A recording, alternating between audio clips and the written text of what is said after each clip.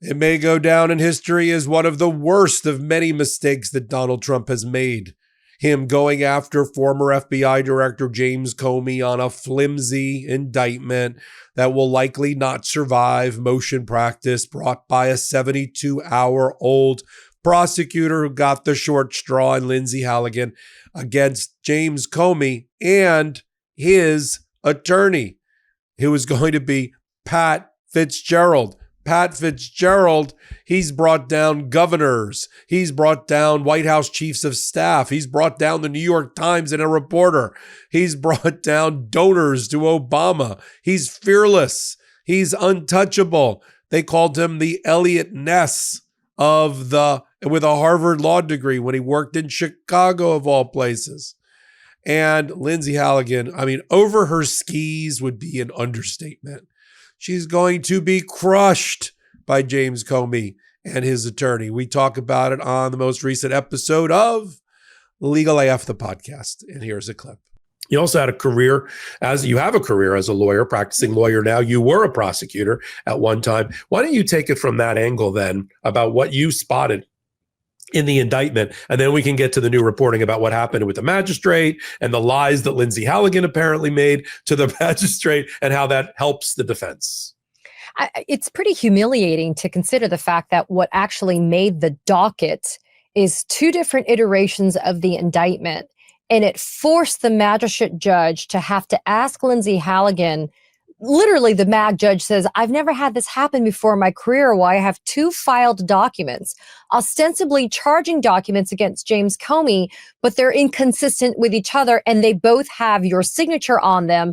This is the judge speaking to Lindsay Halligan. And the reason why these indictments are just horribly deficient is you have no idea with any measure of specificity what are the false statements that were made by James Comey. You have a date and you theoretically could guess to whom these statements were made, but you don't really have context. And that's the reason why myself and people that I think are smarter than me have been struggling to figure out the exact factual scenario that is the basis for these criminal charges.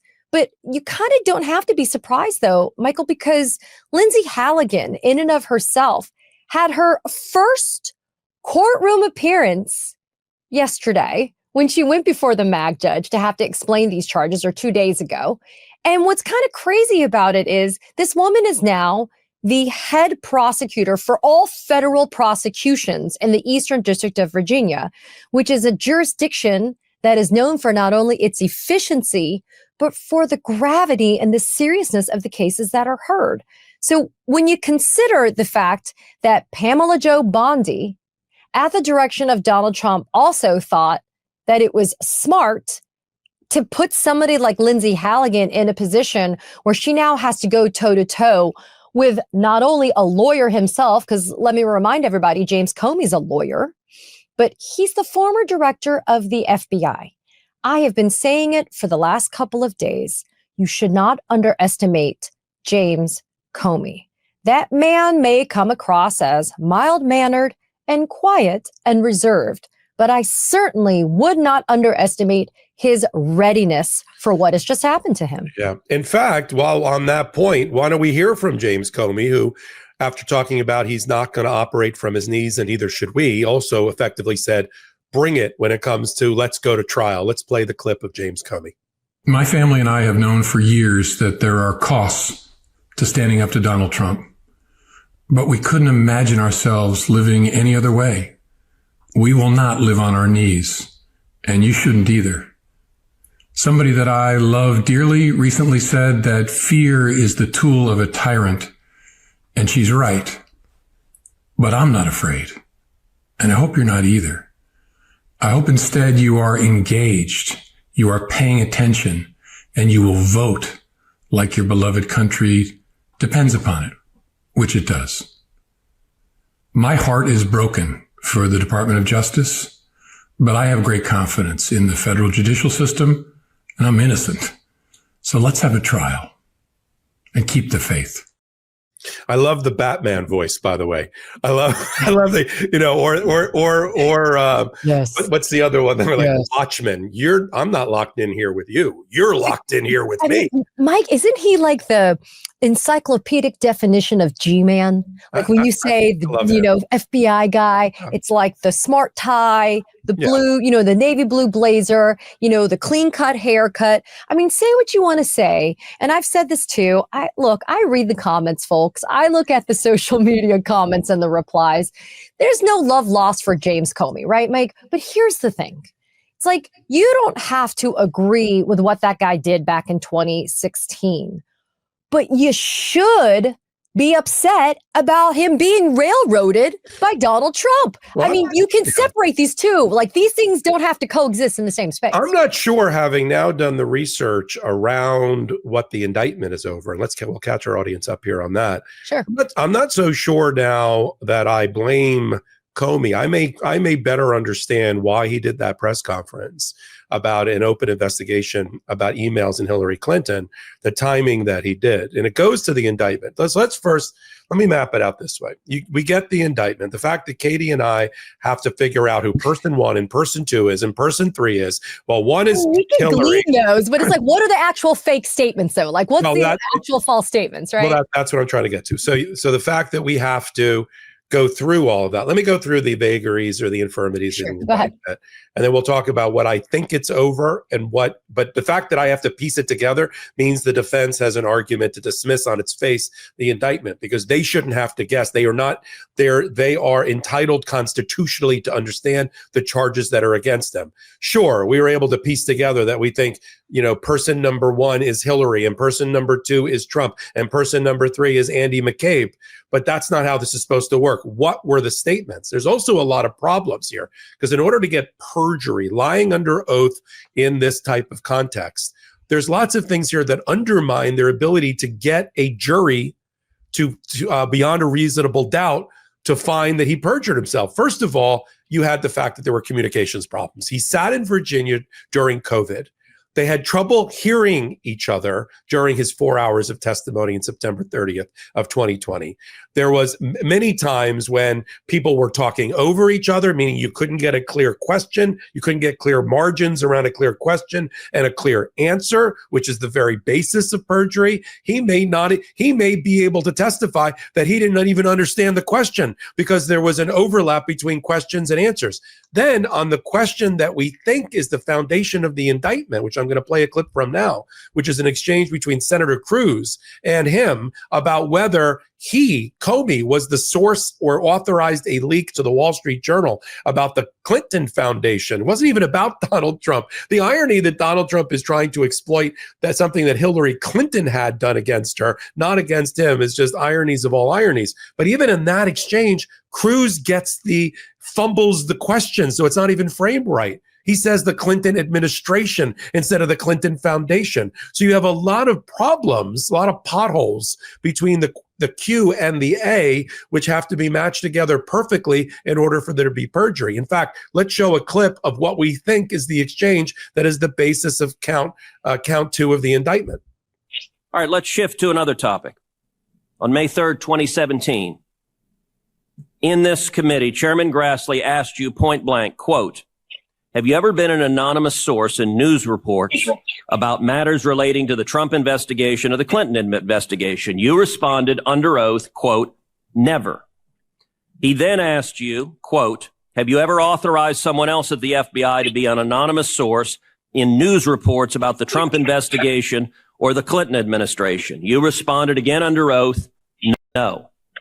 Now, as you know, Mr. McCabe, who works for you, has publicly and repeatedly stated that he leaked information to the Wall Street Journal and that you were directly aware of it and that you directly authorized it.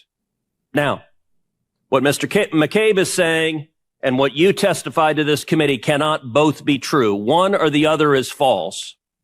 Who's telling the truth? I can only speak to my testimony. I stand by what the testimony you summarized that I gave in May of 2017. So your testimony is you've never authorized anyone to leak. And Mr. McCabe, if he says contrary, is not telling the truth. Is that correct? Again, I'm not going to characterize Andy's testimony, but mine is the same today.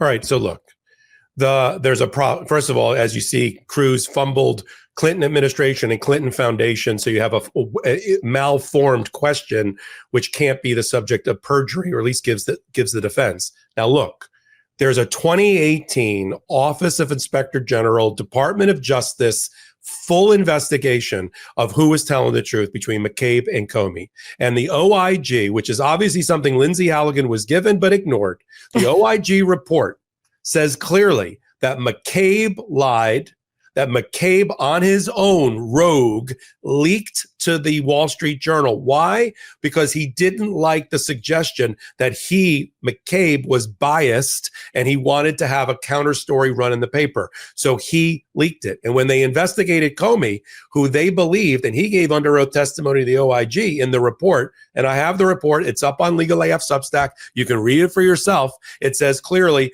that Comey was adamant, and we believe him, that he never and would never have authorized that leak, that leak was terrible for the FBI and the Department of Justice relationship. He never would have done it. And he asked McCabe, did you leak? And Comey said in the report to the testimony, and every indication McCabe gave me was he was not the leaker, and I believed him. So how do you get perjury out of that, Katie? Well, it's a myriad problems, right? It's number one, to whom were these statements made, the context, etc. You know, Michael, I want to, for a hot second, just divert for a second and talk about this. This reminds me of when you're trying to impeach someone, right? You and I have done this a lot as lawyers.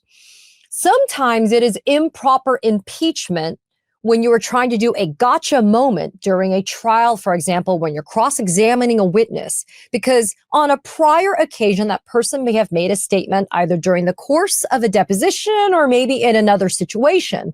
And you are thinking, I've gotcha, right?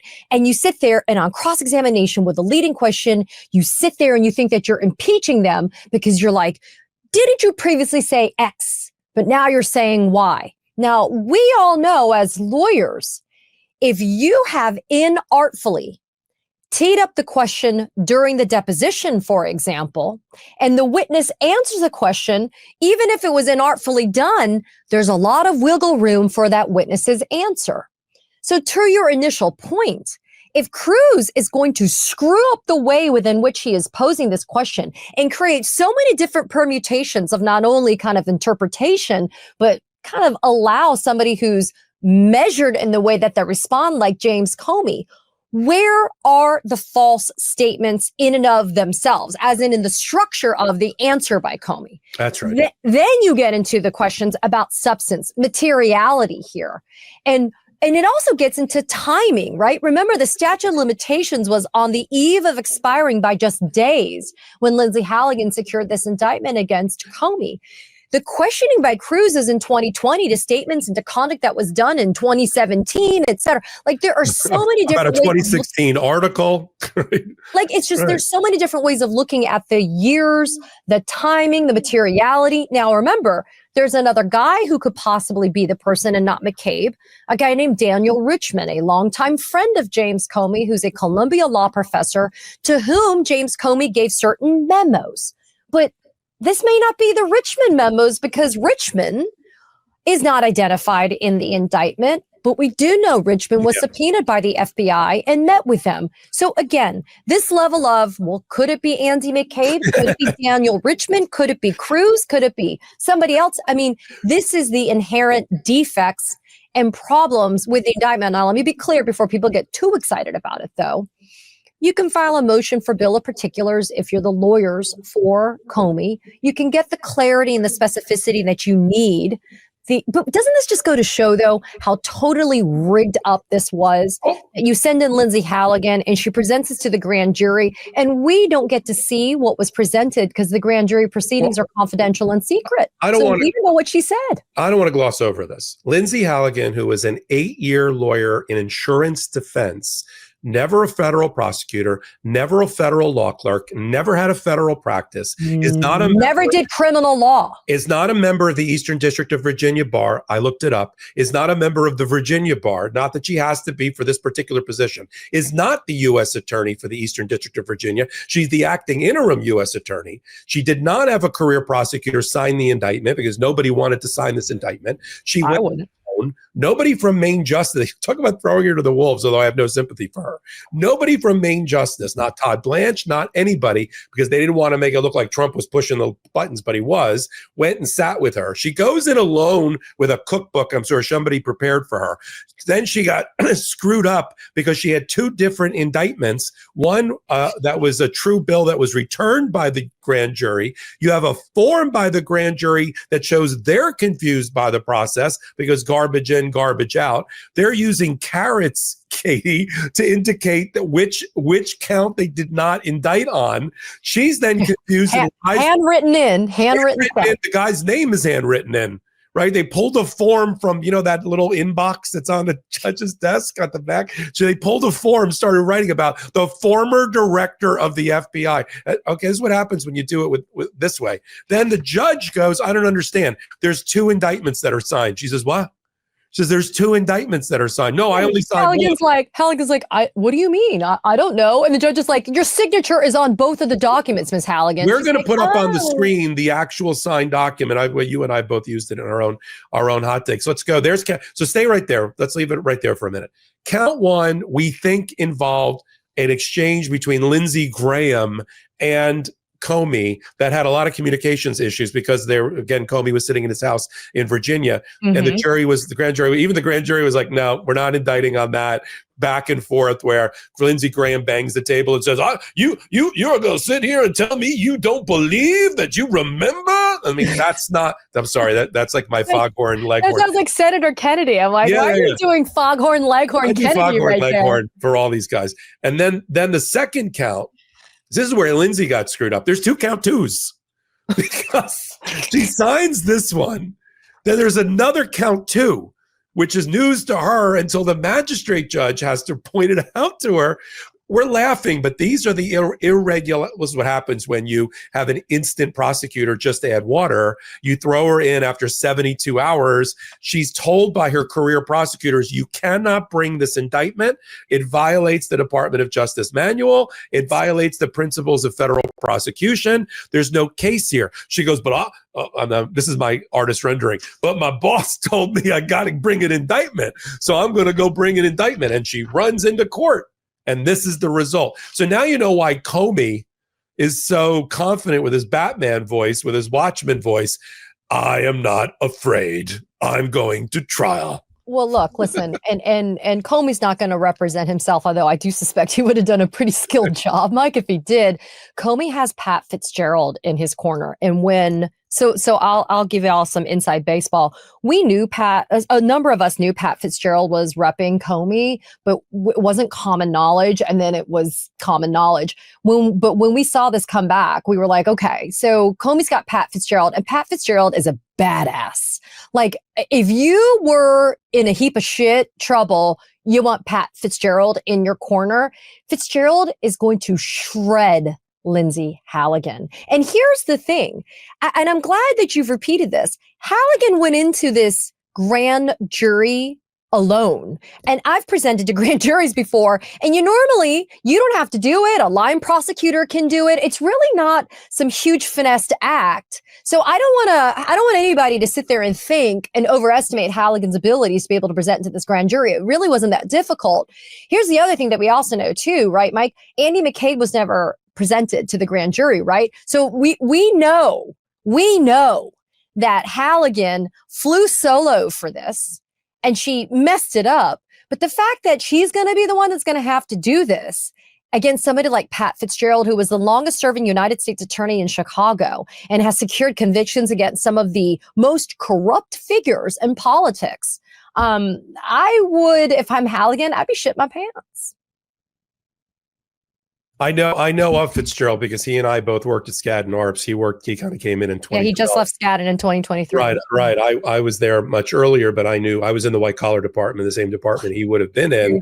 So you can verify what I'm saying, right? Yeah. No, he's a badass. And I'm so glad he got him because you need somebody. I think what they're going to do is similar to what Quinn Emanuel did on behalf of Eric Adams in New York. They're going to come right out of a box with a motion to dismiss like any minute now. They're not going to wait around, until they have plenty of time to bring the motion to dismiss the indictment, but they're not going to. I think they need to bring a motion to dismiss, and I think he will, on the things that we've outlined here. I think he also brings a quick motion for gag order to shut down the Trump administration and Patel and Bondi and Halligan and all the rest. Well, we just saw that happen in the Luigi Mangione case. Absolutely. That a federal judge said the DOJ is violating extrajudicial statement rule. Like, you're not supposed to be out there running your traps about these cases, right? And they have been in Mangione. And so I agree with you. But I want to also just add this little tidbit.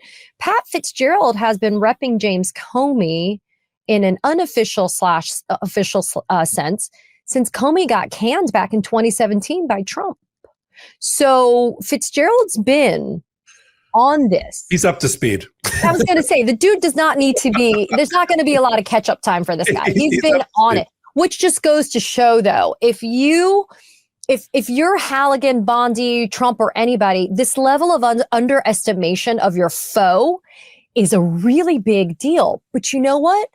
I hate that this has happened, but if it had to happen to somebody, it's Comey, because somebody like that's going to kick their ass, right? So you kind of want that to be the test case. And I've been speaking to a lot of people that are very centrist about things. And even they are like, someone's going to get their ass kicked in this. It's not going to be James Comey. Welcome back. We sit at the intersection of law and politics that you don't have to. I'm Michael Popok, co-founder of Legal AF. You're here on the Legal AF YouTube channel or on the MeidasTouch network.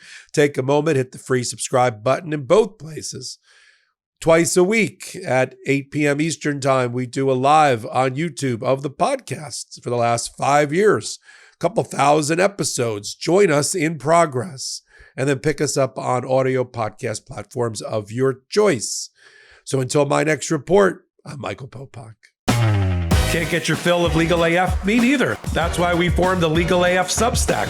Every time we mention something in a hot take, whether it's a court filing or a oral argument, come over to the Substack. You'll find the court filing and the oral argument there, including a daily roundup that I do called, wait for it, Morning AF. What else? All the other contributors from Legal AF are there as well. We got some new reporting. We got interviews. We got ad-free versions of the podcast and hot takes. Where? Legal AF on Substack. Come over now to free subscribe.